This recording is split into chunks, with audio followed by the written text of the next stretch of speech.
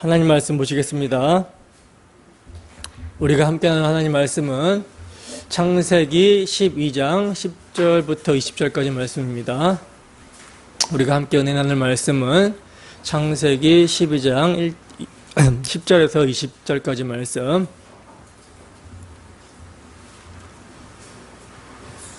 다 찾으셨으면 우리 함께 한 목소리로 합독하도록 하겠습니다. 시작. 그 땅에 기근이 들었으므로 아브람이 애굽에 거류하려고 그리로 내려갔으니 이는 그 땅에 기근이 심하였음이라. 그가 애굽에 가까이 이르렀을 때 그의 아내 사레에게 말하되 내가 알기에 그대는 아리따운 여인이라. 애굽 사람이 그대를 볼 때에 이르기를 이는 그의 아내라 하여 나는 죽이고 그대는 살리리니 원하건대 그대는 나의 누이라 하라. 그러면 내가 그대로 말미암아 안전하고 내 목숨이 그대로 말미암아 보존되리라 하니라. 아브람이 애굽에 이르렀을 때 애굽 사람들이 그 여인이 심히 아리따움을 보았고 바로의 고관들도 그를 보고 바로 앞에서 칭찬하므로 그 여인을 바로의 궁으로 이끌어들인지라. 이에 바로가 그로 말미암아 아브람을 후대함으로 아브람이 양과 소와 노비와 암수 나귀와 낙타를 얻었더라.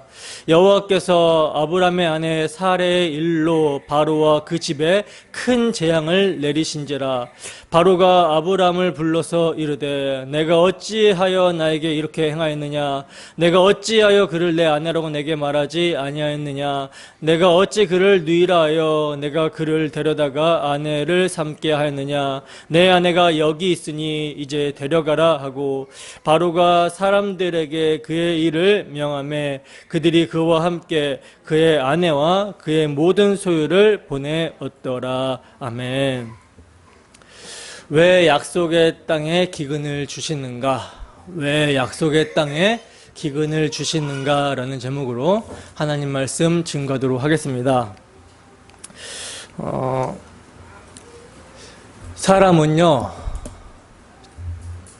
사람은 죽습니다.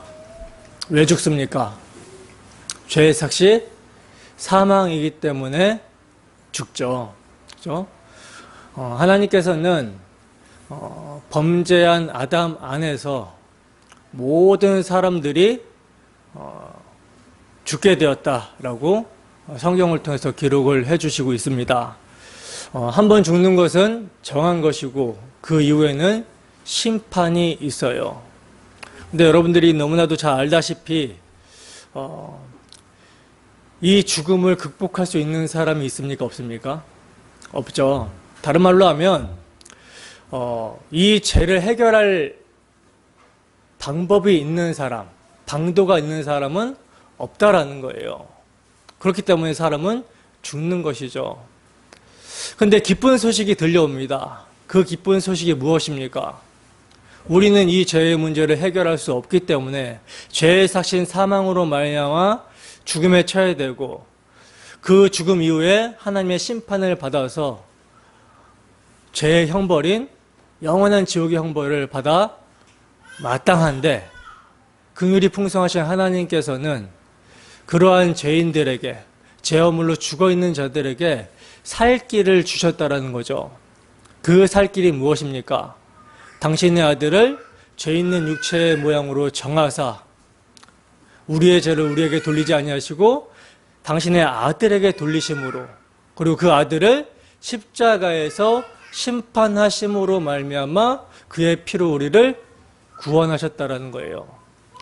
죄를 용서하여 주셨고 그리고 그의 피로 말미암아 우리를 의롭다 하셨으며 그리하여 우리를 하나님과 화목하게 하셨다라는 것입니다.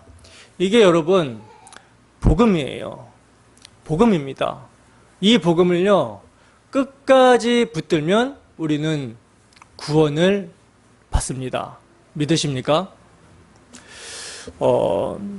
때문에 여러분 우리는 항상 죽음 앞에서 신앙생활을 합니다. 보니까 이제 그 필리핀에 윤정현 선교사님을 이제 침술을 가르쳐 주신 선교사님이 있는데 그분이 돌아가셨다라고 하더라고요. 제가 그 소식을 이제 들었는데 3년 전인가요? 저희 가족이 필리핀에 이제 갔을 때 저희 침을 놔준 기억이 있어요. 그 선교사님이 침을 놔준 기억이 있었는데, 근데 그때는 굉장히 정정하셨었거든요. 근데 그렇게 이제 하나님의 부르심을 입고 돌아가셨다라는 소식을 듣고 마음이 좀 슬프기도 하면서, 그럼에도 불구하고 복된 인생을 살다 그분은 가셨다라는 생각을 했습니다. 우리에게 있어서 여러분, 죽음은 죽음이 아닙니다. 죽음은 생명으로 들어가는 문이에요. 그래서 우리는 날마다 죽노라 하는 것처럼 날마다 우리의 그 정욕과 탐심과 이런 모든 것들을 그리스도 안에서 계속 이미 죽은 시체인 우리가 죽었다고 계속 여기는 거예요. 그리고 그 마지막이 진짜 육체를 벗고 죽는 죽음입니다. 그 죽음을 죽을 때 우리가 그리스도의 그 영광스러운 부활의 몸, 그 몸을 입고 영광의 주와 함께 영원히 하나님과 함께 하게 되는 그런 문이라는 거죠. 죽음이라는 문이. 때문에 여러분, 우리는 항상 죽음을 생각하면서 살아야 돼요. 죽음 앞에서 당당할 수 있는 것, 죽음을 두려워하지 않는 자들, 그들을 그리스도인이라고 합니다. 근데 우리가 복음에 확고하게 서 있지 못하면 죽음을 두려워하게 돼요. 복음에 확고하게 서 있지 못하면. 우리가 얼마나 복음을 쉽게 망각해 버리는지 수시로 우리에게서는 옛사람의 소욕에 따라 죽기를 무수함으로 종로를 타려고 하는 그런 모습들이 보입니다. 그렇기 때문에 날마다 우리가 복음을 들어야 되고 복음을 묵상해야 돼요. 그리고 그 복음의 능력이 우리 안에서 역사해서 그 복음의 능력으로 죄를 이기고, 예수 그리스도의 피를 의지하여 죄를 이기고, 사망 권세를 이기신 예수 그리스도를 붙들고 의지하는 그런 삶을 우리가 살아갈 수 있어야 되는 것입니다. 그래서 성경은 모이기에 힘쓰라고 하는 것이고, 우리가 예배를 위해서 부름을 받았기 때문에 예배를 가장 중요하게 성경은 말씀을 하고 있는 거예요. 예배가 가장 중요하다. 우리가 구원을 받은 것은 예배하기 위해서 구원을 받았다. 제가 예배에 대해서 강조를 많이 하고 권면을 많이 합니다. 근데 이렇게 예배에 대해서 권면을 하고 예배에 대해서 강조를 하는 것은요, 제 눈치를 보고 그냥 예배당에 나와서 앉아 있으라는 말이 아니에요. 여러분들의 경건을 위해서, 여러분들과 하나님과의 관계를 위해서, 그리고 정말로 이 예배가 생명보다 귀하기 때문에 그래서 권면을 하는 것입니다. 그래서 교회의 모임을 가장 귀하게 여겨라. 교회의 모임 가운데, 회중의 모임 가운데 성령의 역사가 그 어떤 개인의 경건 시간보다 훨씬 크다라는 거예요. 때문에 여러분들의 유익을 위해서 모이기에 힘쓰라고 하는 것이고, 성도가 모여서 예배하는 이 시간을 가장 귀하게 여기라고 하는 것이지, 제 눈치를 보고 예배당에 앉아 있어라 라는 뜻으로 권면을 하는 것이 아니에요. 그리고 예배를 드리는 태도 또한 마음이 딴 데 있으면 안 됩니다. 하나님께서는 우리의 마음을 요구하세요. 마음이 정말 우리를 구속하시고 구원하신 그리스도에게 집중이 되어야 돼요. 그리고 그분의 공로를 힘입어서 하나님 앞에 나아가는 자리가 예배여야 됩니다. 말씀도 마찬가지죠. 말씀을 들을 때 여러분 뭘 깨달아야 됩니까? 계속 기도하는 마음으로 성령 하나님, 저에게 조명하여 주시옵소서. 말씀이 조명되게 해주시옵소서. 그래요, 그 말씀의 빛으로 나의 추악한 그 더러운 죄를 보게 하시고 그 죄를 덮으시고 우리를 구원하신 예수 그리스도의 피를 오늘도 의지하는 심령 될 수 있도록 인도하여 주시옵소서라고 하면서 말씀을 들어야 됩니다. 그래야 여러분들에게 예배가 또한 이 말씀을 듣는 시간이 유익이 있어요. 아까 찬양했죠. 나의 마음을 열어서 거룩한 성전 되게 해달라고. 거룩한 성전이 되는 거, 하나님과 화목하며 하나님과 교제하는 거룩한 성전이 되는 거, 그것이 이 땅에서 우리가 해야 되는 목표이고 사명입니다. 때문에 이 시간도 말씀을 들을 때 정말 진지하게 들으시고 그 말씀이 여러분들에게 유익이 있게 해달라고 기도하는 마음으로 들으시기를 소원합니다. 여러분, 우리는 지난 시간에 믿음의 조상 아브라함이 하나님의 말씀을 따라 마침내 들어가게 된 가나안 땅에서의 삶을 통해서 아브라함과 동일한 믿음을 소유하게 된 성도들인 우리가 어떠한 삶을 살게 되는가, 이것을 이제 교훈을 받을 수가 있었습니다. 아브라함이 마침내 들어가게 된 가나안 땅은 여러분 어떤 땅이었죠? 비어있는 땅이 아니었죠. 가나안의 7 족속들이 차지하고 있는 땅이었어요. 그러니까 아브라함이 하란에서 이렇게 떠나가지고 가나안 땅으로 들어가잖아요. 그러니까 가나안 북쪽으로 들어가기 시작하는데 거기에는 헐문 산이 있고 그나마 이제 기름진 땅이 많이 있어요. 북쪽에는. 근데 그 좋은 땅에는 가나안 사람들이 다 차지하고 있었어요. 그래서 아브라함이 들어가긴 들어갔는데 성경이 뭐라고 표현합니까? 그 땅을 지나갔다 그러죠. 그 땅을 마치 쫓기듯이 그 땅을 지나서 세겜 땅 모래 상수리 나무라는 곳에 이르렀는데 그곳에도 누가 있더라? 가나안 사람들이 있더라. 그렇게 성경은 말씀을 하고 있습니다. 그리고 모래 상수리라는 뜻이 뭐라고 했습니까? 풍요와 다산을 위해서 무당들이 점을 치는 그런 다신을 섬기는 곳이라고 말씀을 드렸죠. 그러니까 아브라함이 당도한 땅은요, 가나안 땅은 하나님이 농 갈고 밭 갈고 막 이렇게 잘 정리해가지고 잘 먹고 잘 살라고 준비해 놓으신 그런 땅이 아니었다라는 거예요. 그 땅은 풍요와 다산의 가나안 이방 신상과 이방 신전이 있는 땅이었고요. 그 이방 신에게 속하여 풍요와 다산을 쫓는 가나안 원주민들이 우글우글 거리는 땅이었어요. 그들이 차지하고 있었던 땅이었습니다. 때문에 아브라함은 풍요와 다산을 쫓는 가나안 사람들의 냉대와 질시 속에서 그 땅에 정착할 수가 없이 마치 이방인과 나그네처럼 떠돌아 다녔던 거예요. 그런데 그럴 때 하나님께서는 아브라함에게 나타나셔서 뭐라고 말씀을 하십니까? 뭐라고 말씀을 하셨죠? 내가 이 땅을, 가나안 땅을 누구에게? 내 자손에게 주리라, 이렇게 말씀을 하시죠. 여러분, 내 자손에게 주리라, 이게 어떤 의미입니까? 아브라함의 자손은 누구예요? 나중에 이제 태어나게 될 이삭이 아브라함의 후사잖아요. 자손이잖아요. 그러면 내 자손에게 이 땅을 준다라고 했으니까 그 가나안 땅을 이삭이 준다라는 말입니까?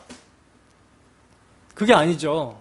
물론 아브라함에게 말씀하신 이 말씀은요, 나중에 이스라엘 백성들이 출애굽, 6월절 어린 양의 피로 출애굽한 다음에 광야를 거쳐서 여로보암이 아니라 여호수아를 선두로 해서 그 가나안 땅을 정복해 갑니다.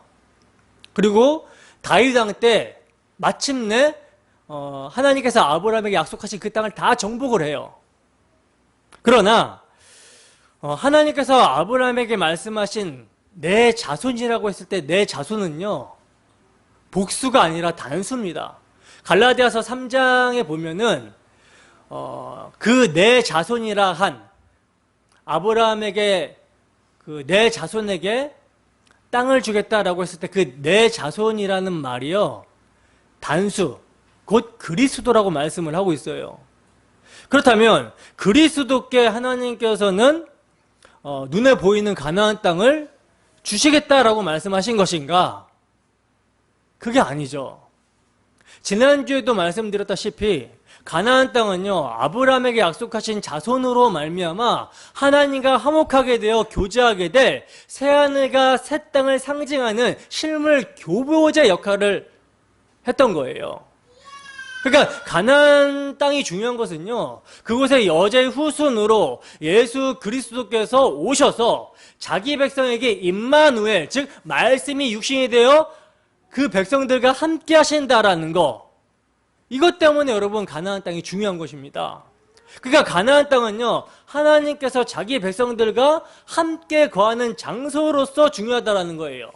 포인트는 뭡니까? 하나님께서 자기 백성과 함께 한다라는 거, 교제한다라는 거, 이것이 포인트예요. 그래서 여러분 스데반 집사가 뭐라고 이야기합니까? 하나님께서는 아브라함에게 가나안 땅을요, 그가 묻힐 무덤 외에는 발붙일 만한 유업도 주지 않았다 그래요. 발붙일 만큼의 유업도 주지 않으셨다라고 말씀을 합니다. 그리고 히브리서 기자는 뭐라고 증거하고 있습니까? 히브리서 11장 9절에서 10절 말씀입니다. 함께 읽습니다. 시작. 믿음으로 그가 이방의 땅에 있는 것 같이 약속의 땅에 거류하여 동일한 약속을 유업으로 함께 받은 이삭 및 야곱과 더불어 장막에 거하였으니 이는 그가 하나님이 계획하시고 지으실 터가 있는 성을 바랐음이라. 아멘. 이걸 여러분 보시면 하나님께서 하나님 백성들에게 주시겠다라고 하신 약속의 땅은 눈에 보이는 가시적인 땅이 아니라 눈에 보이지 않는 불가시적 땅, 하나님 나라였다라는 것을 알 수가 있는 것이죠.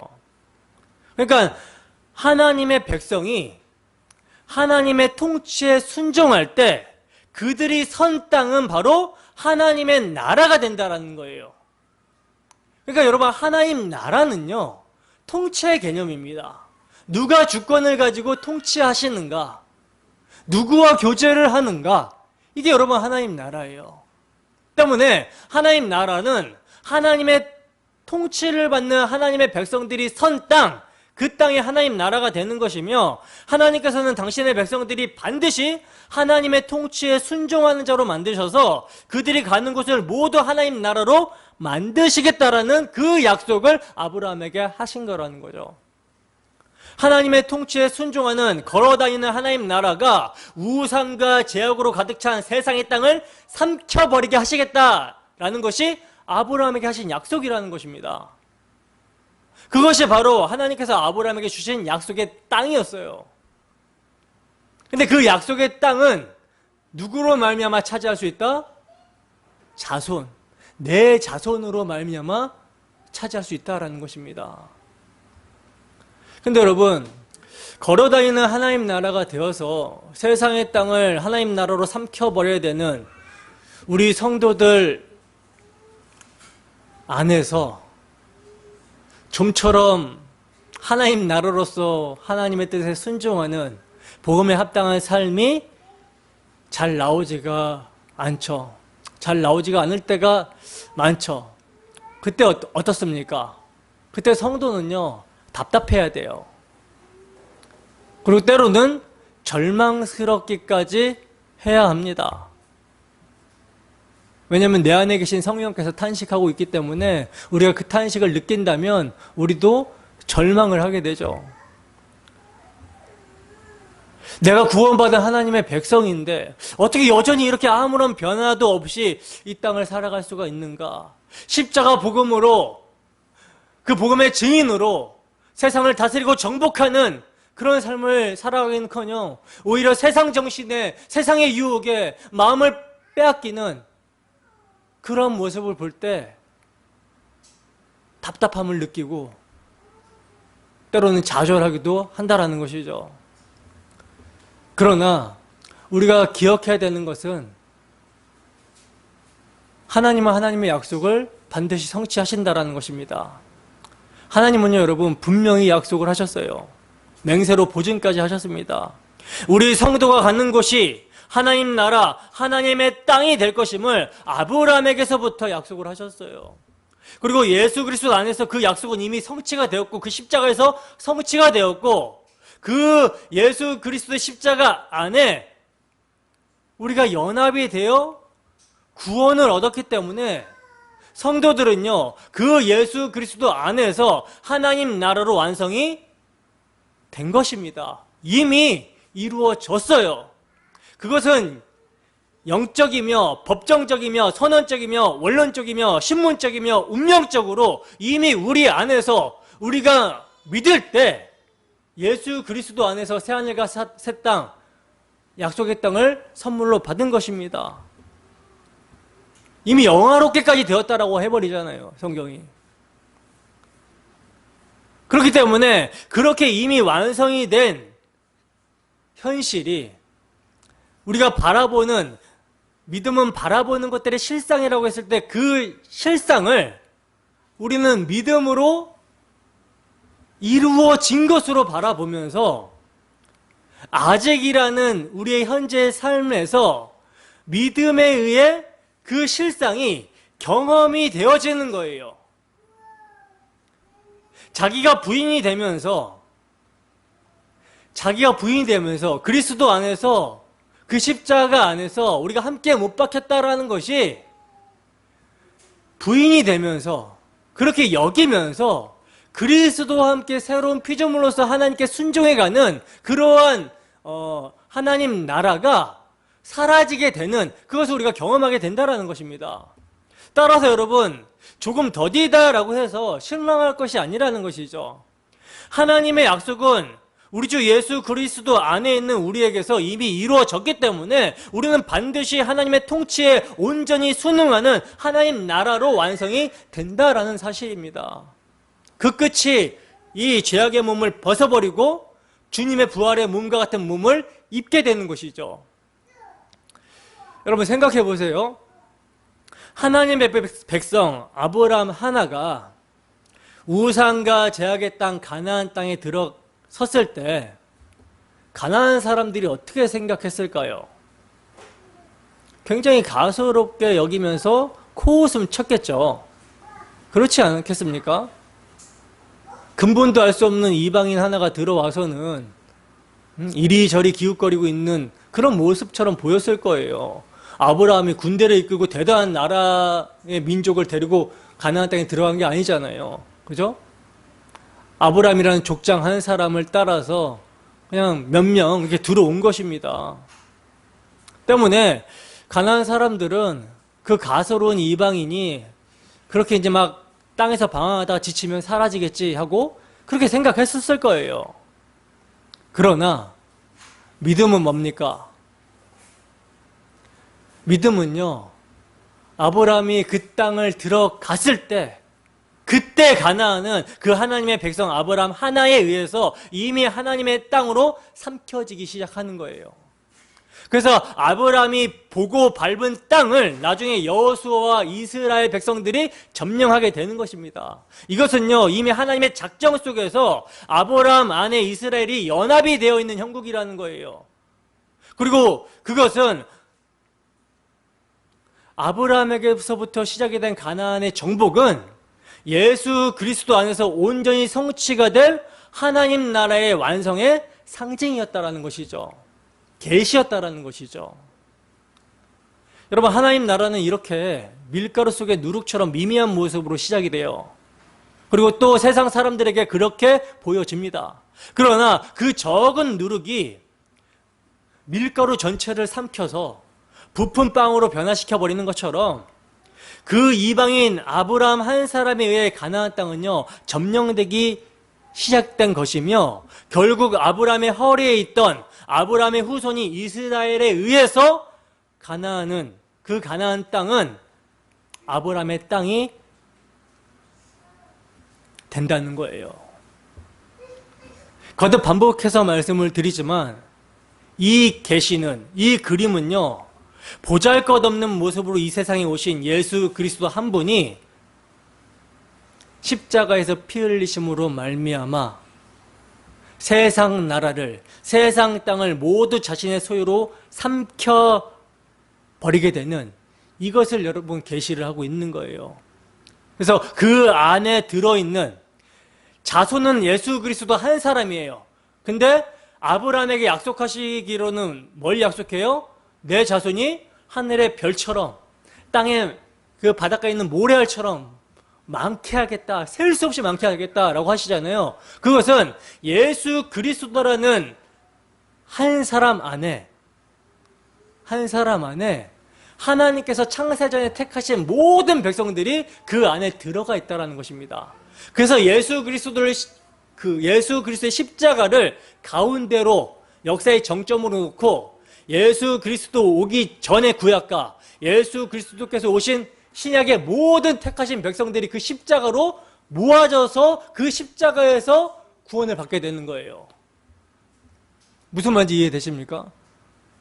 때문에 예수 그리스도 한 분이 세상 나라를 모두 자신의 소유로 삼켜버리심으로 말미암아 그 안에 있는 하나님의 교회가 세상을 하나님 나라로 삼켜버리게 되는 것입니다. 이거에 대한 모형이었던 거예요. 아브라함의 삶은. 때문에 그러한 가나안 정복의 그림은 우리 성도 각 개인 안에서도 동일한 원리로 진행이 되는 것입니다. 지금 우상과 제약으로 가득 찬 우리 안에 복음으로 말미암아 성령이 임하게 되면 하나님의 생명의 씨앗이 심겨져 버리게 되는 거예요. 이걸 거듭남이라고 그러죠. 근데 이 시작은 미미합니다.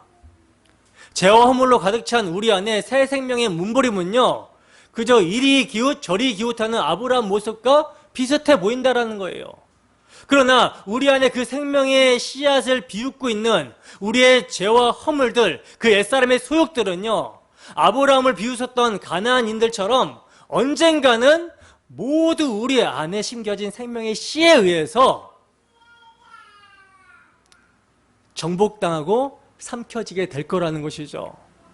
왜? 왜냐하면 이미 예수 그리스도 안에서 그 모든 옛 것들이 삼켜졌기 때문이라는 것입니다. 사망이 삼켜진 바 되었기 때문이에요. 십자가에서. 우리는 그러한 결론을 이미 알고 신앙생활을 경주하고 있는 거라는 거죠. 따라서 지금 우리의 모습이요, 아브라함이 가나안에 처음 입성했을 때처럼 초라하고 무기력하고 연약하고 힘겨워 보인다 할지라도, 그래서 마치 아브라함이 그 가나안 원주민들에게 밀려서 이렇게 쫓겨다니는, 내려가는 그런 모습처럼 보인다 할지라도 우리 안에 시작된 하나님 나라 건설은 하나님께서 이루시는 일이기 때문에 반드시 완성이 된다라는 것입니다. 아브라함에게 언약하신 하나님이 그의 자손으로 예수 그리스도를 보내셔서 십자가를 통해서 이루셨고 성령을 주셨기 때문에 믿는 우리에게 우리 주 예수 그리스도의 십자가의 다 이루심이 경험이 되어질 수밖에 없다라는 거예요. 그리고 이러한 경험을 하나님께서 시켜주시기 위해서, 이러한 경험을 체휼케 하시기 위해서 성도의 믿음의 삶을 연단하십니다. 그래서 연단이 필연적으로 있는 거예요. 연단이 없는 성도의 삶은 없습니다. 우리가 하나님께서 택하신 성도가 맞다면, 그래서 가나안 땅을 이미 예수 그리스도의 십자가를 통해서 유업으로 받은 자들이 맞다면 이 세상을 하나님과 그 교제 가운데 하나님께서 우리에게 주신 복음으로 말미암아 우리 안에서도 점령해 가야 되고 우리 밖으로도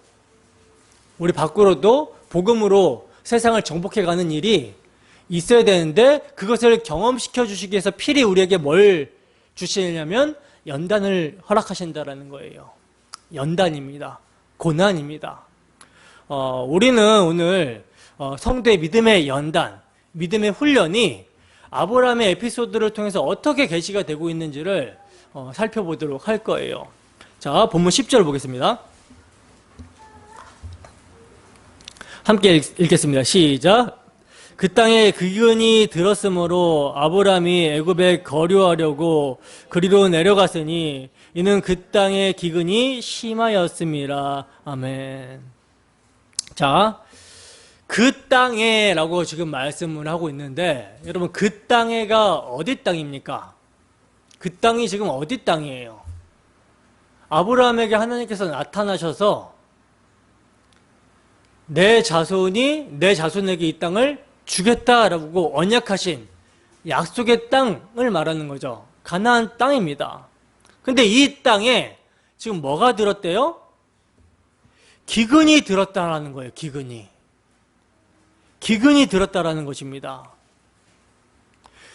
근데 이 기근이요, 보통 기근이 아니라 그 10절 후반절에 기근이 심하였음이라 이렇게 말씀하고 있듯이 엄청나게 심한 기근이 임한 거예요. 여러분 생각을 해보세요. 아브라함은요, 하나님의 약속의 말씀을 믿고 그 말씀을 따라서 마침내 가나안 땅에 들어갔어요. 갈대아 우르라는 정말 살기 좋은 땅, 그 땅을 버리고 하란 땅이라는 갈대아 우르보다도 더 괜찮은 그 땅을 떠나서 하나님께서 너에게 보여줄 땅으로 가라 라고 하셨기 때문에 아브라함은 부푼 기대를 안고 가나안 땅에 온 것입니다. 그래서 마침내 가나안 땅에 들어갔어요. 성도가 예수를 믿을 때, 성도가 처음 예수를 믿을 때 예수 믿으면 천국 간대 라고 하면서 그 천국을 어떻게 생각합니까? 우리가 원하는 좋은 것들이 구비되어 있을 그런 천국으로 생각을 하잖아요. 그리고 천국은 이제 예수를 믿었으니까 따놓은 당상이고, 이제 어디에 초점을 맞춰요? 하나님 백성이 된 자로서, 하나님의 그 백성이 되고 하나님께 복받은 자로서 이제 이 세상에서도 우리가 믿지 않는 세상 사람들보다 뛰어나고 형통한 그런 삶으로 인도를 받을 거라고 생각을 하고 신앙생활을 시작을 하죠. 처음에 모르니까. 그죠? 쉽게 말해서 십자가를 이용해서 하나님으로부터 복을 받을 생각을 하고 시작을 한다는 거예요.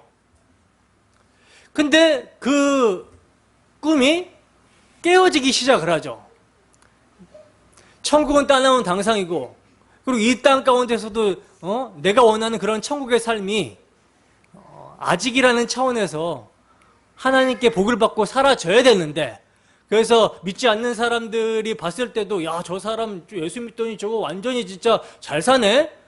그렇게 영광도 돌려야 된다고 생각을 했는데, 이거는 뭐 좋은 데는 다, 형통한 데는 다 믿지 않는 사람들이 더 잘 살고 더 잘 되고,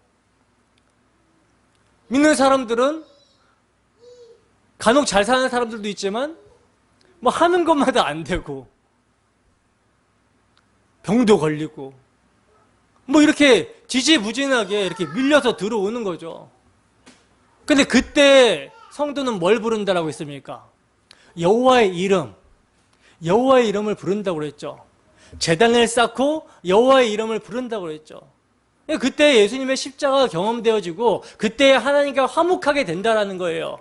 하나님과 교제하게 된다라는 거예요. 그래서 베델과 아이 사이에서 장막을 치고 하늘과 땅을 사이에 두고, 즉 이 땅에 발 딛고 살지만 우리의 시민권은 하늘에 있는 자로서 살게 된다라는 거죠. 그때. 근데 계속 이렇게 살게 되다가 성도가 뭘 놓치게 되면, 복음을 망각하게 되면요, 불만이 생기고 불평이 생기기 시작됩니다. 아니, 하나님의 말씀을 따라 내가 신앙생활을 하고 있는데, 하나님의 말씀을 따라 내가 지금 삶을 살아가고 있는데, 그 시편 73편에 아삽처럼 시험에 들 것 같은 거예요. 안 믿는 사람들은 형통하고 악인은 잘 되고 이런 모습을 보게 되니까 예수 믿는다고 핍박은 핍박대로 하고, 근데 엎친 데 덮친 격으로 뭐가 와버려요, 이제? 감당할 수 없는 그런 기근이 와버리는 거죠. 기근이. 생계에 문제가 생길 정도로 심각한 상황이 도래해버리게 된 거예요, 지금 아브라함 상황이. 그때 지금 아브라함이 어디로 가버립니까? 애굽에 거류하려고 라고 말씀을 하고 있죠. 애굽이라는 여러분 미츠라임, 애굽은요 검은이라는 뜻과 속박이라는 뜻의 의미를 가지고 있거든요. 애굽. 근데 이 애굽은 그래서 뭘 상징하냐면 세상을 상징해요. 세상을 상징합니다. 근데 기근이 있어서 생계에 어려움이 생기고 자기 목숨이 간당간당해지니까 지금 아브라함이 어디로 내려가요? 세상. 다시 옛날로 돌아가 버리는 거예요. 약속의 땅은 어떤 땅입니까? 하나님과 교제가 초점이 있는 땅이라고 했어요. 제단을 쌓고 여자의 후손을 보내시겠다고 약속하신 메시아 언약을 믿고 그 믿음으로 하나님과 교제하는 데 초점이 있는 땅이라고 그랬어요. 그런데 그 땅에 기근이 들었대요. 그의 삶에 문제가 생겼다라는 거죠. 그러자 어디로 내려가요? 세상으로 돌아가 버리는 거예요. 근데 세상으로 돌아갔는데 여기 보시면 거류하려고 라는 말을 하고 있죠. 이게 히브리어 구르라는 말인데 정착하다, 거류하다 라는 말이거든요. 정착하다, 거류하다. 그러니까 잠깐 이제 내 생기 때문에 잠깐 애굽에 내려갔다가 다시 올라와야지 이게 아니라 아예 애굽에서 거주하려고, 정착하려고, 뿌리 박으려고 그런 마음으로 내려간 거예요. 그리고 여기 내려가다라는 말도요, 신앙의 상태를 나타내주고 있는 표현이죠. 내려가다. 눌러 앉겠다라는 것입니다. 근데 여러분, 이 아브라함의 모습이 여러분 누구의 모습입니까? 아브라함은 누구의 모형이에요? 믿음의 조상이잖아요. 그러니까 우리도 믿음을, 아브라함과 동일한 믿음을 받은 우리도 그 아브라함의 삶에 초대가 되는 거예요. 그래서 아브라함의 삶은요, 성도인, 믿음으로 살아가는 성도인 우리의 삶과 동일합니다. 여러분, 하나님께서 아브라함에게 내 자손으로 말미암아 약속의 땅을 줄 것이고 그리고 너가 그 약속의 땅을 차지할 것이다 라고 약속을 하셨어요. 언약을 하셨습니다. 그리고 아브라함에게 복을 주시겠다고 약속을 하셨죠. 너는 복이 될지라 천하 만민이 모든 족속이 너로 말미암아 복을 받게 될 것이다 라고 말씀을 하셨잖아요. 너는 큰 민족이 될 것이고 너의 이름이 창대케 될 것이다 라고 약속을 해주셨잖아요. 그럼 그 약속이 어디에서 유효합니까? 약속의 땅, 가나안 땅에서 유효한 거예요. 그러면 아브라함은 뭘 믿어야 됩니까? 하나님께서 나에게 복이 되게 하시겠다라고 약속을 하셨고 내 이름을 창대케 하게 하시겠다라고 약속을 하셨고 그리고 큰 민족을, 자손을 줘서 큰 민족을 이루시겠다라고 약속을 하셨고 또 내 자손이 이 땅을 차지할 것이라고 약속을 해주셨기 때문에 아직 하나님의 약속이 이루어지지 않았는데 내가 죽을 수는 없지. 하나님께서 책임져 주시겠지. 요것을 생각을 해야 되는데 생각을 합니까? 못합니까? 생각 안 해요. 막상 기근이 들어서 내 육체적 생명에 문제가 생기게 되니까 하나님의 약속이고 나발이고 난 필요 없다. 나는 내 목숨을 내가 부지해야 되겠다 라고 하면서 내려갑니다. 내려가요. 근데 이게 누구의 모습이라고요? 우리의 모습이라는 것입니다. 왜 이게 우리의 모습이냐면 이사야서 30장 1절에서 3절 말씀 좀 읽어보겠습니다. 함께 읽습니다. 뭐 여기 없어요. 찾으셔야 돼요. 함께 읽습니다. 시작. 여호와께서 이르시되 아직 못 찾으셨나요? 이사야서 30장 1절에서 3절 말씀 함께 읽습니다. 시작. 여호와께서 이르시되 패역한 자식들은 화 있을진저 그들이 계교를 베푸나 나로 말미암지 아니하며 맹약을 맺으나 나의 영으로 말미암지 아니하고 죄의 죄를 더하도다. 그들이 바로의 세력 안에서 스스로 강하려 하며 애굽의 그늘에 피하려 하여 애굽으로 내려갔으되 나의 입에 묻지 아니하였도다. 그러므로 바로의 세력이 너희의 수치가 되며 애굽의 그늘에 피함이 너희의 수욕이 될 것이라. 아멘. 보세요, 여러분. 지금 이스라엘 백성들이요, 누구의 자손입니까? 아브라함의 육적 자손들이잖아요. 그죠?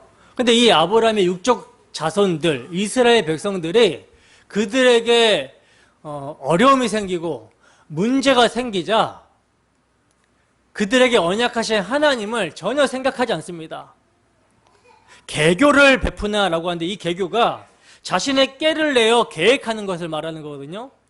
자신이 꾀를 내어서 계획을 하나? 그것은 하나님으로 말미암는 것이 아니래요. 또 맹약을 맺으나, 맹약은 뭡니까? 동맹을 맺는 거죠. 그러니까 잠깐 이제 타협을 하려고 하는 거예요. 타협을 하려고 하는데 뭐를 더한다 그래요? 죄에 죄를 더한다라고 말씀합니다. 그러니까 내 꾀를 의지해서 하나님의 언약과 상관없이 내 꾀를 의지해서 애굽을 힘삼아서 애굽에게 피하려고 내려갔는데 더 큰 일이 생겨버리잖아요. 더 큰 죄를 범하게 돼버리잖아요. 그 얘기를 지금 하고 있는 거예요. 2절 보세요. 그들이 바로의 세력 안에서 스스로 강하려 하며 애굽의 그늘에 피하려 하여 애굽으로 내려갔을 때 나의 입에 묻지 아니하였도다. 약속의 땅에 기근이 들었으면 아브라함이 이것을 정말 신실하게 믿는 자였다면 하나님, 지금 약속의 땅에 기근이 들었는데 어떻게 하면 좋습니까? 내가 애굽에 내려가서라도 양식을 구해야 되겠습니까? 라고 물어봐야 되는 게 마땅한 건데 묻지 않는 거예요. 아브라함의 모습과 똑같죠. 그러므로 바로의 세력이 뭐가 된대요? 너희의 수치가 되며 애굽의 그늘의 피함이 너희의 수욕이 될 것이다. 아브라함이 애굽에 내려가서 수치를 당하게 되잖아요. 치욕을 당하게 되잖아요. 그 얘기를 지금 하고 있는 거예요. 근데 이 이야기가 누구의 이야기입니까? 우리의 이야기라는 사실입니다. 우리의 이야기라는 사실이에요.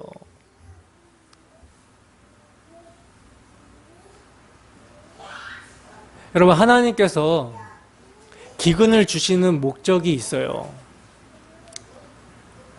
그 목적은 훈련입니다. 믿음의 훈련이에요. 하나님이 어떤 하나님이신지를 드러내시고자 그에게 훈련시키시는 거예요. 때문에 하나님은 심한 기근, 극심한 기근으로 말미암아 뭘 지금 드러내 보이세요? 아브라함의 믿음 없음을 드러내십니다. 즉, 아브라함이 하나님의 말씀을 따라 고향을 떠났고 친척집을 떠났고 아버지 집을 떠났다 해도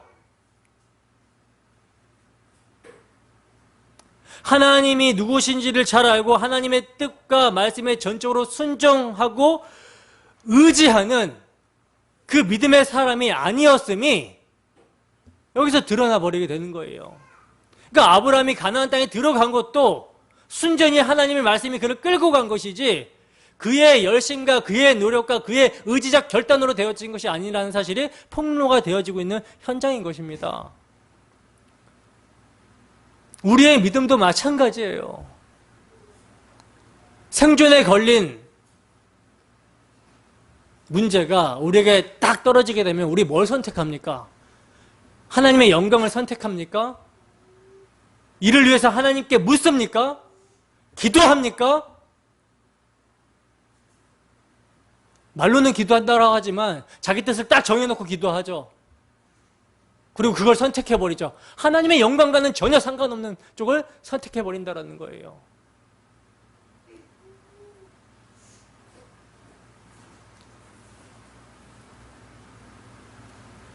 심각한 문제죠. 근데 이게 우리의 믿음 없는 모습이라는 것입니다. 사실 우리는 이 말씀을 보면서 마음이 찔려야 돼요.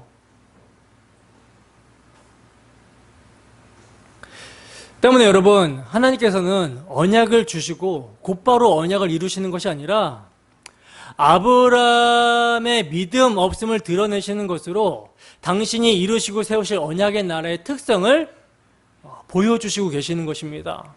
언약의 나라의 특성은요, 인간의 의와 인간의 열심과 인간의 행함은 사라지고 하나님의 열심과 하나님의 의로우심만 높임을 받는 거예요. 따라서 언약의 나라에 속한 백성들은요, 이런 기근을 통해서 뭘 깨달아요? 자기에게 의가 없다는 사실을 깨닫고 오직 우리에게 의가 되시러 오신 예수 그리스도만을 소망으로 붙들어야 된다는 거죠. 그렇게 붙들 때 하나님의 은혜는 은혜가 되며 그리스도의 사랑은 우리에게 사랑으로 역사합니다.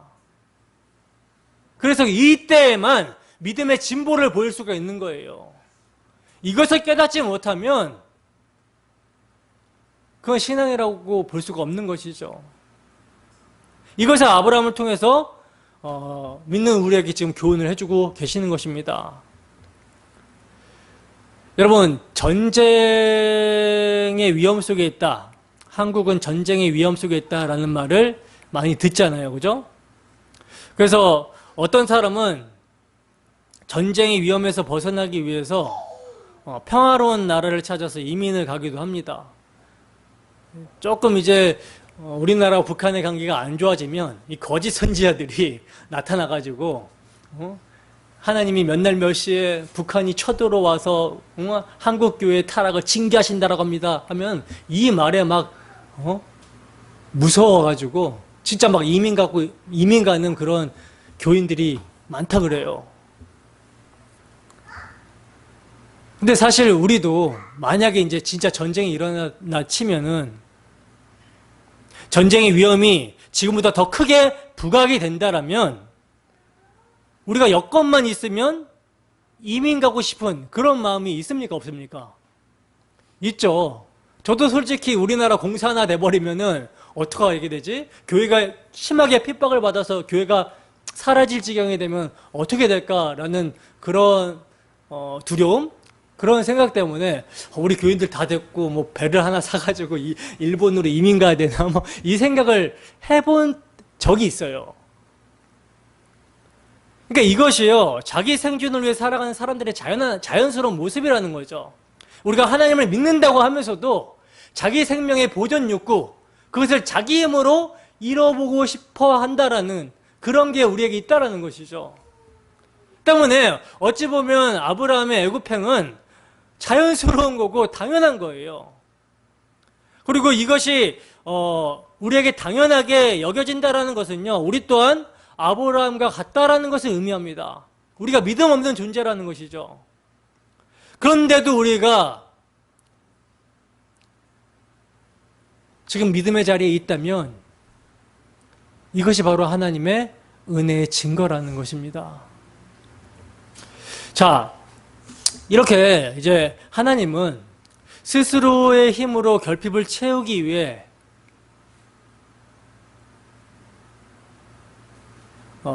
애굽으로 내려간 아브라함을요 그냥 내버려 둬버립니다. 일단은. 그래서 아브라함은 이제 애굽으로 내려갔어요. 애굽으로 내려갔는데 지금 하나님에 대한 신뢰를 지금 잃어버린 아브람은요, 그 마음에 뭐가 있습니까? 이미 불신과 그로 인한 세상을 향한 두려움이 지금 가득 차 있는 거예요. 때문에 애굽으로 내려가는 아브람은요, 애굽이 이제 가까워지자 어떤 두려움과 어떤 걱정을 하게 되냐면, 사레가 굉장히 아리따운 여인인지라 애굽 사람이 사레를 차지하기 위해 자신을 혹시 죽일 수도 있겠다라는 생각을 하게 됩니다.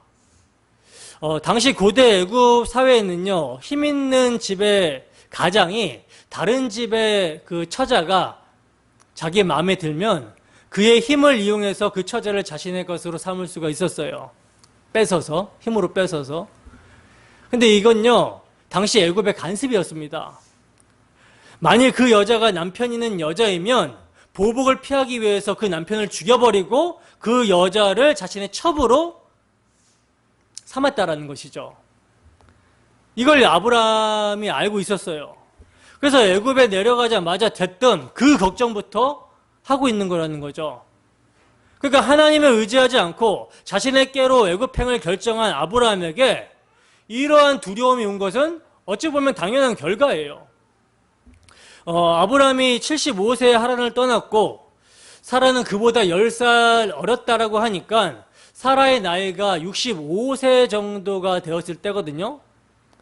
근데 그 미모가 상당히 괜찮았던 모양인가 봐요. 굉장히 아름다운 여자였던 것 같습니다. 그래서 얼마나 아름다웠는지 곧바로 이제 애굽왕 바로에게 보고가 될 정도로 그렇게 이제 아름다웠었나 봐요. 바로라는 말은 큰 집이라는 뜻이거든요. 애굽에서 가장 큰 집의 주인인 바로가 누굴 탐내냐면 사라를 이제 탐내게 됐어요. 그래서 그 여자를 데려오라, 이끌어오라 이렇게 이야기를 하죠. 근데 이때 아브라함은 어떤 스탠드를 취해야 됩니까? 어떤 모습을 보여야 됩니까? 믿음에 있는 모습을 보이려면 하나님께서 나에게 약속하셨고 내 자손으로 말미암아 이 땅을 가나안 땅을 주신다라고 했으니까 사라를 빼앗기면 안 되겠죠. 근데 아브라함은요, 자신이 살기 위해서 아내를 파는 쪽을 선택합니다. 얼마나 무섭습니까?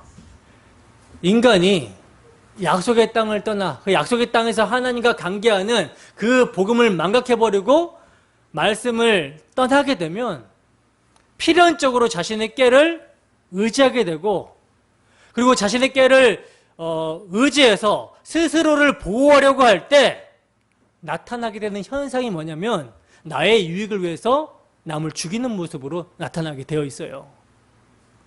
본문 11절에서 13절까지를 잘 보시면요, 아브라함은 자신이 살기 위해서 아내의 수치를 강요하고 있습니다. 성도의 삶은요, 어떤 삶이어야 됩니까?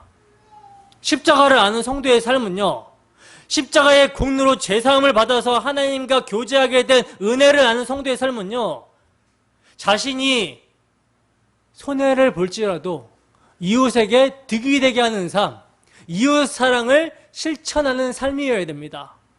내가 부인되고 나로 말미암아 남의 유익을 구하는 삶이어야 돼요.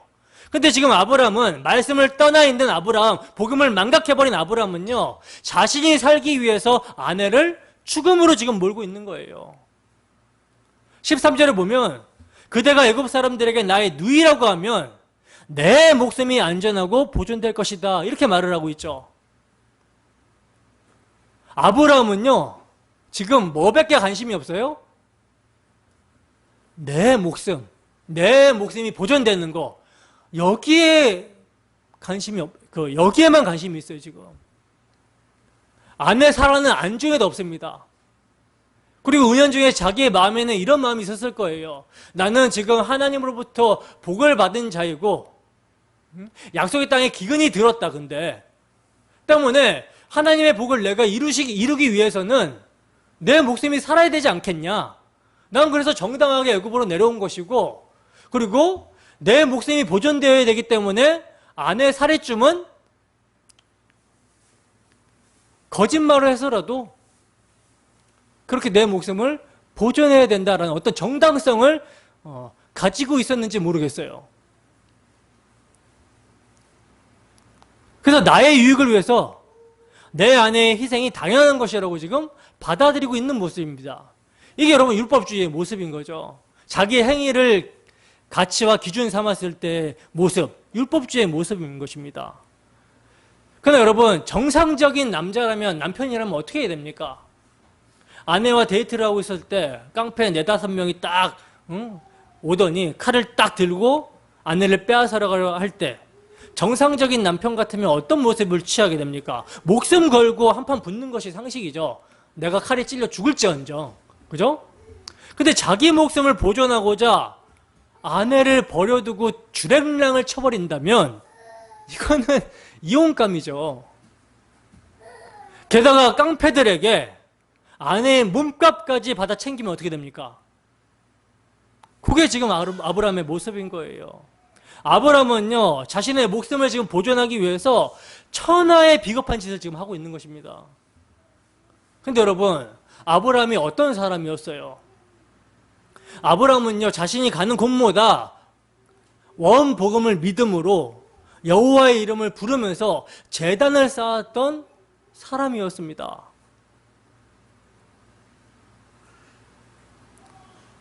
베델과 아이 사이에서 여호와의 이름을 부르면서 여호와의 신앙이 무엇인지 복음에 합당한 삶을 보였던 사람이에요.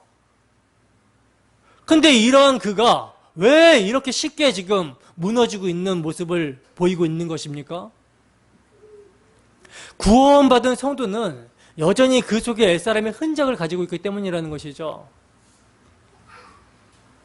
성도가 여러분, 자신 안에 심겨진 그 생명의 말씀을 쫓아 사는 것에 게을러지게 될 때,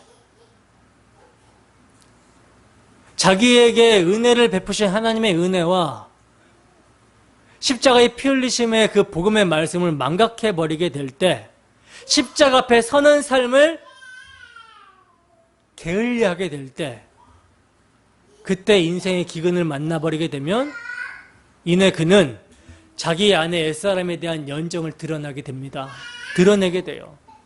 아브라함은요, 애굽에서 자기에게 위기가 닥치게 되자 자기 자신 속에 여전히 남아있는 옛사람에 대한 연정을 그대로 지금 노출시켜 버린 것입니다.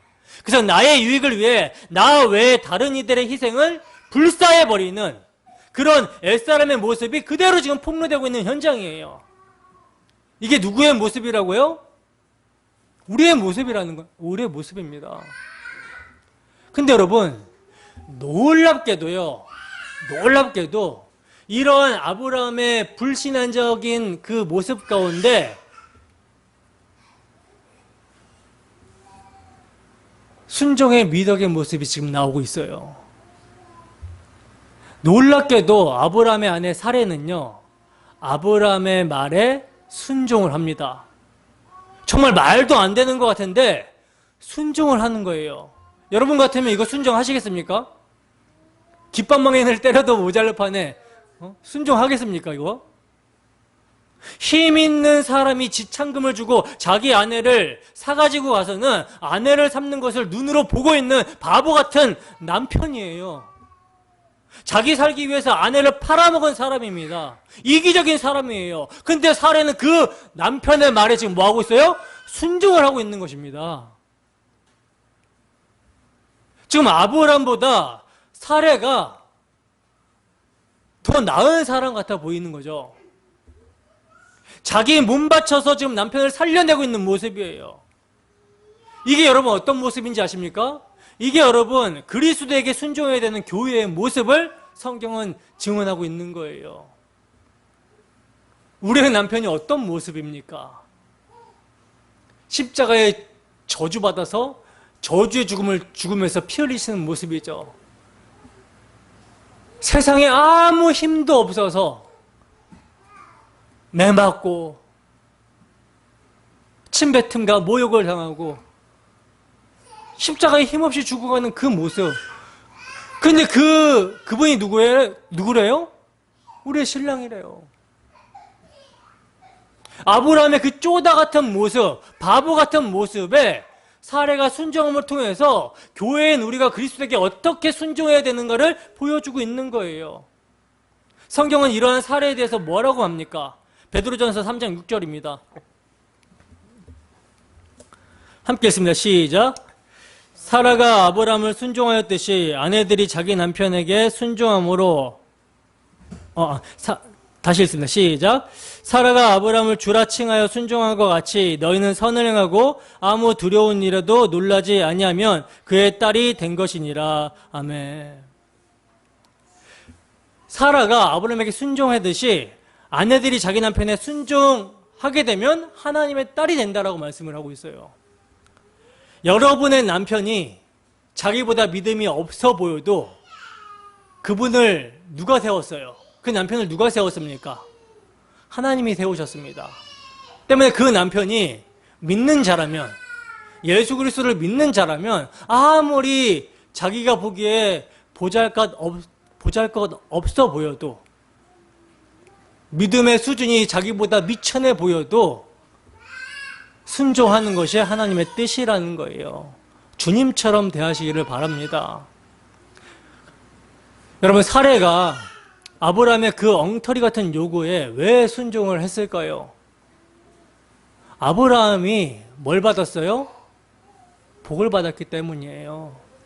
아브라함에게 하나님께서 메시아 언약을 세워줬기 때문에 그 아브라함을 살리고자 사례가 희생을 지금 하고 있는 것이죠. 때문에 하나님께서는요, 사례가 그렇게 바로 왕에게 팔리게 되자 그때 일하십니다. 자, 본문 14절에서 16절 말씀입니다. 함께 읽습니다. 시작. 아브라함이 애굽에 이르렀을 때 애굽 사람들이 그 여인이 심히 아름다움을 보았고 바로의 고관들도 그를 보고 바로 앞에서 칭찬함으로 그 여인을 바로의 궁에 이끌어 들인지라. 이에 바로가 그로 말미암아 아브라함을 후대함으로 아브라함이 양과 소와 노비와 암수 나귀와 낙타를 얻었더라. 아멘. 자, 보시면 사례의 아름다움을 보고서 바로의 대신들이 바로 왕에게 보고를 합니다. 아브라함이라는 유목민이 왔는데 그 여동생이 너무나 아름다운 여인입니다. 이러자 바로 왕이 사례를 자기 아내로 드리고자 바로의 궁으로 이끌어들이죠. 그리고는 이로 말미암아 아브라함에게 무엇을 줍니까? 아브라함을 후대함으로 양과 소와 노비와 나귀와 약대를 줬어요. 그러니까 아브라함은 마누라 팔아가지고 부자가 된 것이죠. 이것이 아브라함의 모습입니다. 근데 놀라운 사건이 그 다음에 일어나게 됩니다. 17절에서 20절 말씀입니다. 함께 읽습니다. 시작. 여호와께서 아브라함의 아내 사레의 일로 바로와 그 집에 큰 재앙을 내리신지라. 바로가 아브라함을 불러서 이르되 내가 어찌하여 나에게 이렇게 행하였느냐? 내가 어찌하여 그를 내 아내라고 내게 말하지 아니하였느냐? 내가 어찌 그를 누이라여 내가 그를 데려다가 아내를 삼게 하였느냐? 내 아내가 여기 있으니 이제 데려가라 하고 바로가 사람들에게 그 일을 명하매 그들이 그와 함께 그의 아내와 그의 모든 소유를 보내었더라. 아멘. 보세요. 하나님께서 아브라함의 아내 사레 연고로 말미암아 바로와 그 집안에 큰 재앙을 내리십니다. 이것을 원어로 보면요, 큰 재앙을 내리셨다라는 말을 원어로 보면 큰 매로 때렸다라는 말이거든요. 큰 매로 때렸다. 그러니까 하나님께 바로가 큰 매로 얻어맞은 거예요. 큰 매로 얻어맞자 바로가 놀라서는 아브라함에게 그 아내를 내어주면서 왜 어찌 이렇게 말했느냐라고 하면서 네 아내를 데려가라고 합니다. 그리고 그의 아내와 그의 모든 소유를 데리고 아브라함은 애굽에서 나오게 되었어요. 여러분, 여기서 잘못은 누가 했습니까? 잘못 누가 했어요? 그 애굽왕 바로는요, 피해자입니다. 애굽왕 바로는요, 아브라함에게 속아서 나이가 65세가 넘은 할머니를 많은 지참금을 주고 배필로 맞은 사람이에요. 엄밀히 말하면 피해자예요. 근데 하나님께서는요, 아브라함을 때리는 것이 아니라 바로를 매로 치셨습니다. 그것도 큰 매로. 어떠한 재앙인지는 성경에 구체적으로 나오지 않아서 모르겠지만 당시 세계의 왕임을 자처했던 바로, 지금 말로 말하면 러시아나 중국이나 미국을 합친 왕보다도 더 위대한 그 바로입니다. 바로. 세계의 왕이었던 그 바로를 매로 쳐버리니까 혼비백산해가지고 아브람을 놓아줬어요. 아브람에게 사례를 보내버렸습니다. 어떤 면인지 모르겠지만 큰 재앙임은 틀림이 없는 것이죠.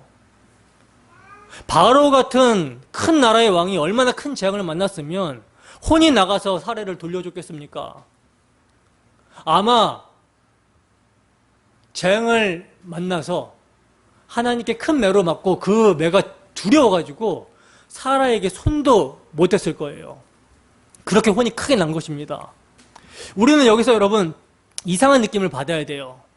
바로왕은 사례를 지금 강제로 데려온 것도 아니고 정당하게 여동생이라고 하니까 지참금까지 주면서 후대함으로 사례를 데리고 왔는데 하나님은 바로와 바로의 온 집에 재앙을 내려버린 거예요.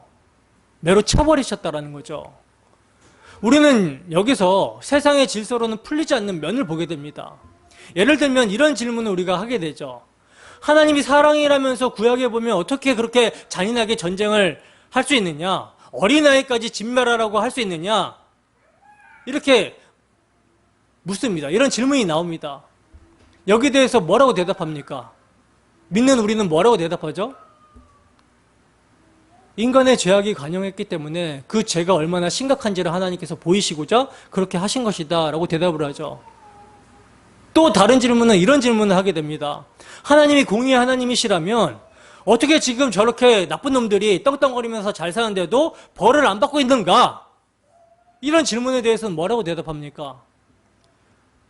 하나님의 긍휼과 하나님의 자비하심이 한이 없으시기 때문에 그 인자하심으로 말미암아 오래 참으시고 계시는 중이다. 이렇게 대답을 하게 되죠. 근데 듣는 사람은 이게 말이 되는 대답입니까? 그런데도 우리는 대답을 할 때 이렇게 대답을 하죠. 왜? 이것이 바로 하나님이 하시는 일이라면 무엇이든 옳습니다 하고서 보는 우리의 시각이기 때문에 그래요.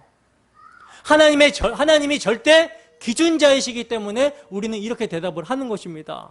그래서 하나님이 팥으로 메주를 쓴다라고 하면 맞습니다. 옳습니다. 하나님은 하실 수 있습니다. 이게 우리의 모습인 것이죠. 아멘 하는 우리의 모습인 것이죠. 우리가 논리적으로 이해를 다 해서가 아니에요. 좀 더 생각해 보면요. 이 세상은 이미 하나님의 심판 아래 있기 때문에 세상의 기준을 하나님이 무시해버리는 거예요. 세상은 기준이 저마다 다 다릅니다. 법이라는 것이 주어져도 어떤 기준이라는 게 주어져도 그 기준을 해석하는 사람들의 그 성향은 다 달라요.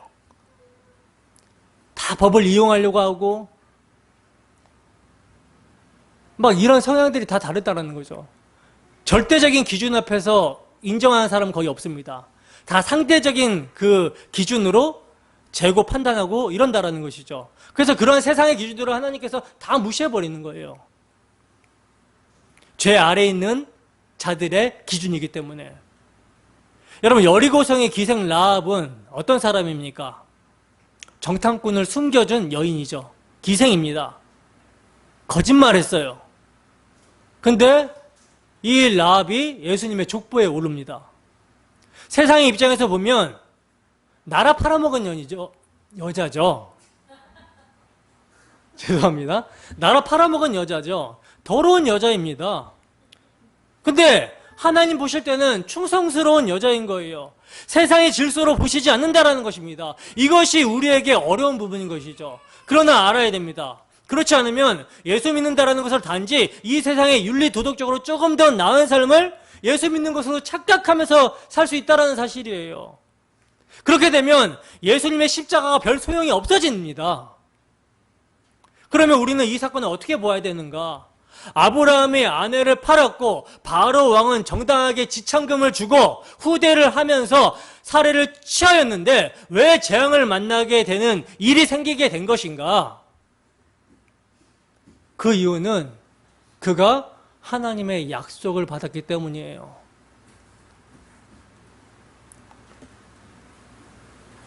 하나님의 약속을 받았기 때문입니다. 그 첫째가 너로 큰 민족을 이루게 하시겠다라는 거였죠. 때문에 이스마엘이 아니라 사레에게서 나오는 아이여야 되는 것입니다. 아이를 못 낳는 여인에게서 아이가 나오게 하심으로 말미암아 하나님은 이스라엘을 새롭게 창조해 버리시는 거예요. 없는 데서 있게 하시는 것입니다. 이게 바로 믿음이고 하나님의 역사예요. 그러한 하나님의 계획을 아브라함이나 바로 왕이 망칠 수 없는 거라는 거죠. 그래서 하나님께서는 아브라함을 보호하시는 거예요.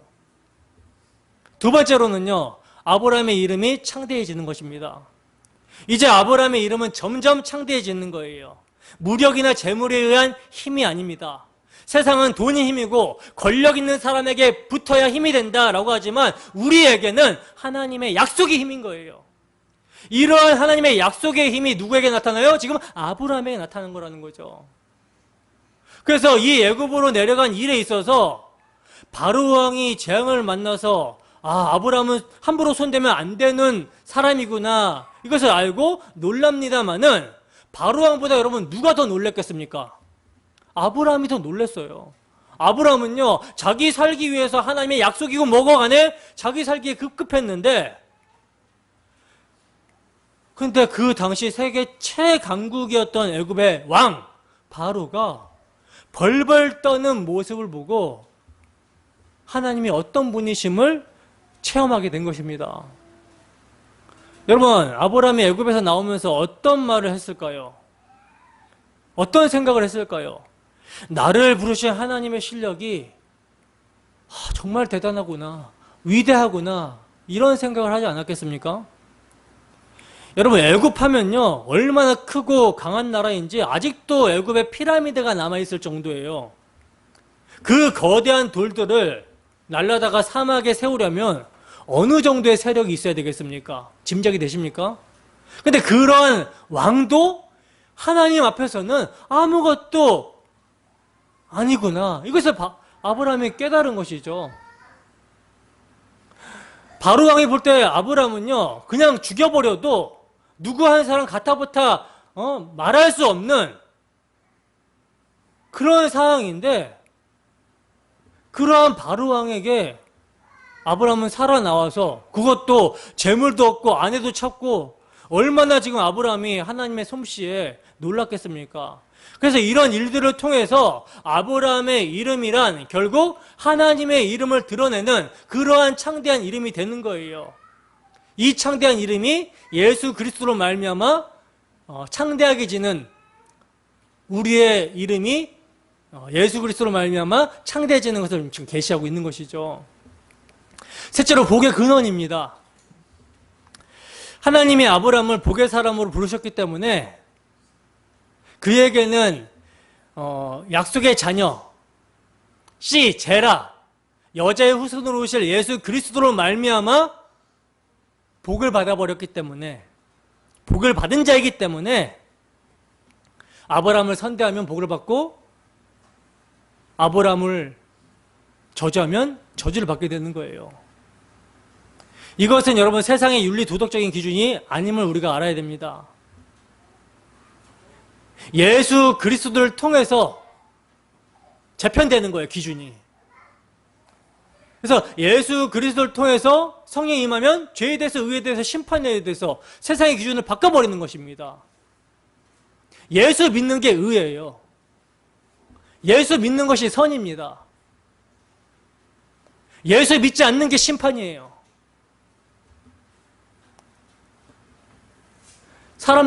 세상 사람들은 예수의 죽음과 나와 무슨 상관이 있느냐고 이렇게 말들을 하죠. 그 말이 여러분 그들에게 맞는 말이에요. 그러나 그 맞는 말을 하면서 이들이 어디 가요? 지옥에 가게 되는 것입니다. 때문에 성경은요 이러한 사람들에게 어렵고 닫혀 있어요. 누구에게만 보입니까? 오직 은혜를 입은 자만 성경이 보이고 자신의 죄가 보이는 것입니다. 때문에 이러한 말씀에 아멘 하는 것이 세상의 학문으로 잘 배우고 익힌 사람들에게 이해가 쉽게 되지 않는 거예요. 그러므로 사람이요 하나님의 말씀을 이해하게 되고 믿게 되는 것이 여러분 기적입니다. 더 단순하게 말씀을 드리면 하나님이 무엇이라고 말씀하시든지 우리는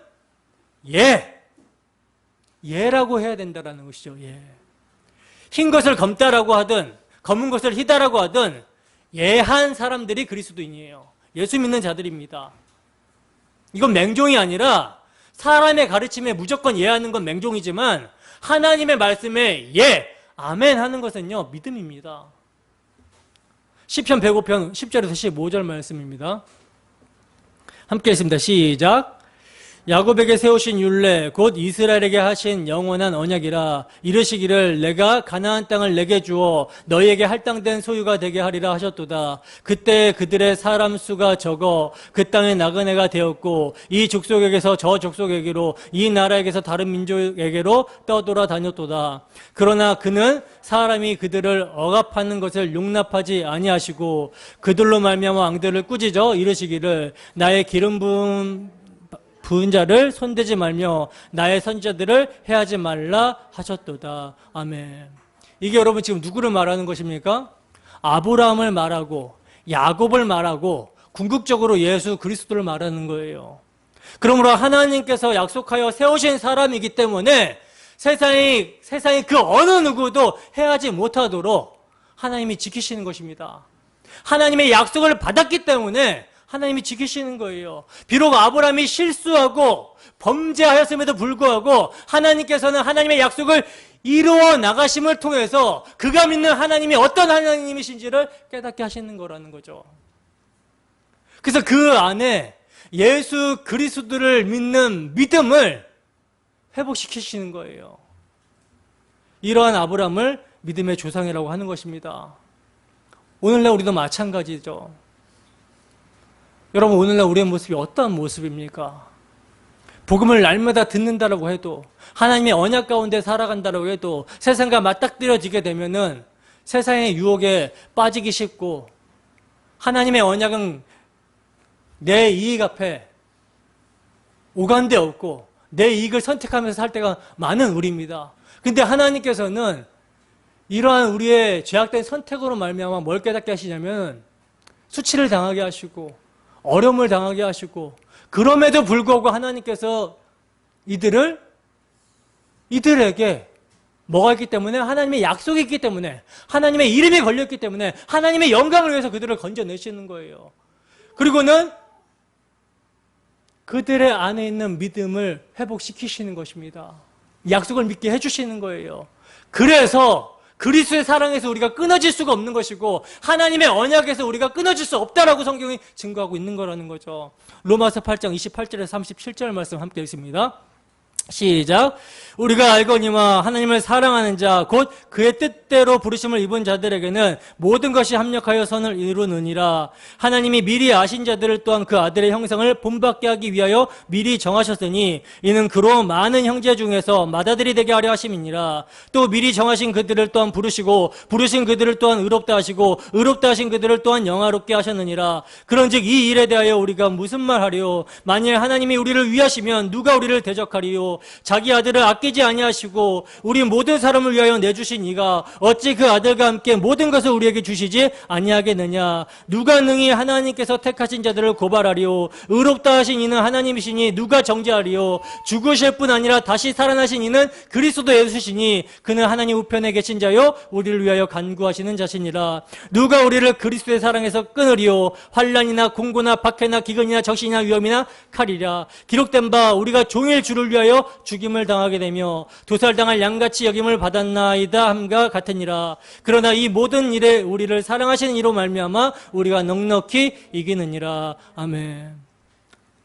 하나님의 사랑에서 내 아버지께서는 만유보다 크시기 때문에 그 손에서 우리를 빼앗아갈 자가 없습니다. 우리 안에 있는 예수를 빼앗아갈 자가 없어요. 그래서 하나님은 하나님의 백성들을 반드시 하나님의 언약 백성으로, 하나님의 그 언약, 그 자손 제라씨 예수 그리스도를 드러내는 자로, 예수 그리스도를 믿는 믿음의 자녀로 만들어 내신다라는 거예요. 디모데후서 11장 13절 말씀입니다. 함께 읽습니다. 시작. 미쁘다 이 말이요 우리가 주와 함께 죽었으면 또한 함께 살 것이요 참으면 또한 함께 왕노릇 할 것이요 우리가 주를 부인하면 주도 우리를 부인하실 것이라. 우리는 미쁨이 없을지라도 주는 항상 미쁘시니 자기를 부인하실 수 없으리라. 아멘. 여러분, 우리는 미쁨이 없습니다. 언약에 성실하지 못하죠. 그러나 하나님은 미쁘십니다. 하나님은 믿을만 하다라는 거예요. 그래서 자기가 맹세로 하신 언약을 이루신다라는 거죠. 우리는 주를 부인하잖아요. 삶에서 주를 부인할 때가 많잖아요. 근데 이것을 선으로 바꾸셔서 하나님께서는 언약을 이루신다라는 사실입니다. 그 편팔과 크신 능력으로 우리를 구원해 내신다라는 거예요. 빌립보서 1장 6절 말씀입니다. 함께 하십니다. 시작. 너희 안에 착한 일을 시작하신 이가 그리스도 예수의 날까지 이루실 줄을 우리는 확신하노라. 아멘. 여러분 확신하십니까? 우리 속에 착한 일을 시작하신 이가 주 예수의 날까지 이루실 것을 여러분 확신하십니까? 이것을 여러분 확신하신다면 자기의 언약으로 말미암아 자기 백성들을 끝까지 사랑하시는 이 하나님의 사랑을 우리가 확인하고 알았다면 거기서부터 변화가 있는 거예요. 믿음의 진보가 생기는 것입니다. 하나님께서는 반드시 모리아산에서 자기 아들 이삭을 바침을 통해서 십자가에 당신의 아들을 내어주심으로 그 사랑을 확증하신 하나님의 마음을 알고 믿는 자로 우리를 만들어 가실 것입니다. 이를 믿는 우리 모두가 되기를 주님 이름으로 축원합니다. 기도하겠습니다. 은혜로우신 하나님 아버지 참으로 감사합니다. 부족한 사람이 입술 열어 주의 복음을 증거하였습니다. 하나님 아버지 우리는 미쁨이 없음을 아브라함의 인생을 통해서 보게 됩니다.